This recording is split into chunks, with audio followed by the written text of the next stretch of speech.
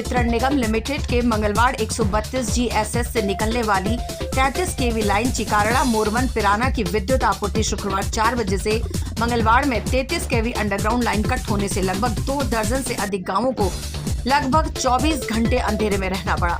जानकारी के अनुसार मंगलवार चौराहे पर रोड क्रॉस कर रही अंडरग्राउंड 33 kV लाइन शाम 4 बजे के आसपास कटने से ग्रामीणों को 24 घंटे इंतजार के बाद लाइट बहाल हो पाई है।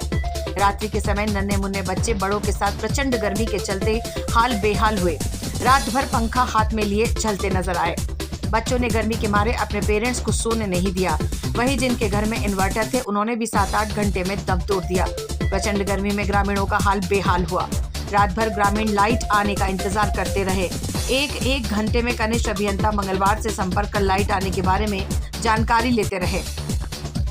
शनिवार दिन में 1 बजे बाद लाइट आने से मवेशी प्यासे मरते रहे। किसान वर्ग में रोष भी दिखाई दिया।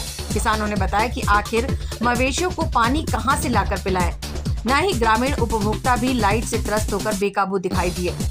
लाइट नहीं होने से जहां एक और इस पर आधारित कल कारखाने बंद रहे, वहीं पेयजल की सप्लाई भी नहीं हो पाई।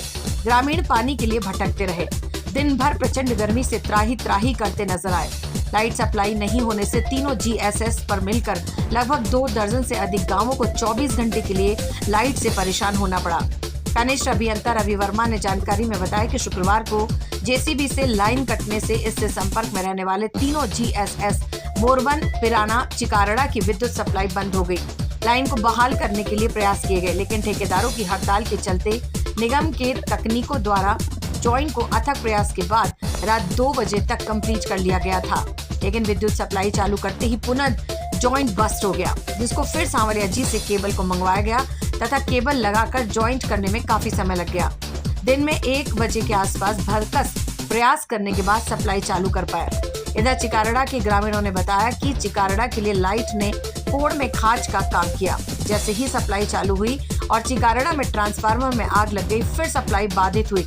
उसको दुरुस्त कर फिर एक बार सप्लाई चालू की गई, लेकिन दूसरे ट्रांसफार्मर में तकनीकी खराबी के चलते एक फेज ही निकल रहा था। फिर GSS से लाइट को काटना पड़ा। इस प्रकार 24 घंटे बाद 5 के आसपास विद्युत सप्लाई बहाल हुई।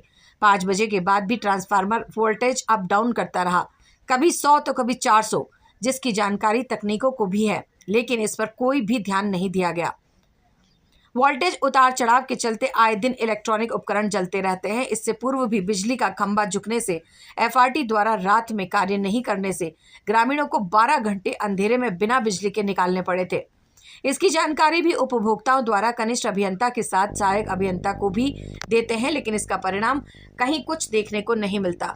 चिकारड़ा GSS दिन में लाइट कितनी बार ट्रिपिंग होगी, इसका कोई कुछ भी नहीं बता सकता। LT मैसेज के चलते 4 से 5 घंटे सप्लाई काटी जाती है। बाकी का काम GSS ट्रिपिंग से हो जाता है। इस प्रकार दिन भर 8 से 10 लाइट घंटे काम करती है। लाइट कटने को लेकर आखिर उपभोक्ता जाए तो कहां जाए और किसको कहे, कहावत चरितार्थ होती नजर आ रही है। ग्रामीणों ने विद्युत व्यवस्था शीघ्र सुधारने की मांग की है। अगर समय रहते विद्युत व्यवस्था में सुधार नहीं हुआ तो ग्रामीणों को आंदोलन का रुख करना पड़ेगा। सर, आपका नाम? रवि प्रकाश वर्मा, कनिष्ठ अभियंता ABVNL मंगलवार। ये जो लाइट को लेके ग्रामीण जो कह रहे हैं कि भाई 25 घंटे तक बंद रही, रात भर नहीं आई, कल 4 बजे की गई हुई है, आज 1:30 बजे तक चली है, कल तो इस विषय को लेके आप क्या कहना चाहेंगे? कल सर देर शाम में क्या हुआ, एक JCB के द्वारा अंडरग्राउंड 33 kV केबल को काट दिया गया, जिससे क्या लाइन फॉल्ट आई। तो CLRC जो कॉन्ट्रैक्टर है उनकी हड़ताल थी, इसलिए हमको इस केबल को जोड़ने के लिए कर्मचारी नहीं मिले। किंतु टेक्निकल जो स्टाफ है हमारा, उसकी मदद से हमने रात भर प्रयास किया। 2:30 बजे इस स्टेट जॉइंट को जोड़ा गया, लेकिन उसके बाद क्या हुआ, इसको पुनः चेक किया गया तो पुनः केबल फॉल्ट आई, तो केबल शॉर्ट पड़ी। तो भदेसर जाके हमने केबल और स्टेट जॉइंट की व्यवस्था की। पुनः टेक्निकल कर्मचारियों की मदद से हमने इसको जोड़ा, टेस्ट किया और अब लगभग 1 बजे सप्लाई चालू की गई। तो इस फॉल्ट को लेके आप क्या कहना चाहेंगे कि भाई ये बराबर इस तरह के अंडर केबल जो है इससे परेशानी आती है? तो इस विषय के समाधान के लिए आप क्या कहना चाहेंगे? इस समाधान के लिए अब हम ये करेंगे कि ओवरहेड लाइन का प्रस्ताव यहाँ जारी करेंगे, टेक्निकल फिजिबिलिटी निकालकर टेक्निकल सैंक्शन लेंगे और टावर पे लाइन लेके इसको ओवरहेड पास करेंगे ताकि भविष्य में ऐसी जो है गंभीर परिस्थितियों का सामना ना करना पड़े। ये चिकाड़ा पिराना ये मोरवन ये लाइन है, जैसे मंगलवार से फॉल्ट होती है तो इसको इस तरह से नहीं बना सकते हैं कि भाई जैसे डुंगला से लाइन मिल जाए या और की स्थिति ऐसा रिंग टाइप बना दे, तो ऐसा प्रस्ताव?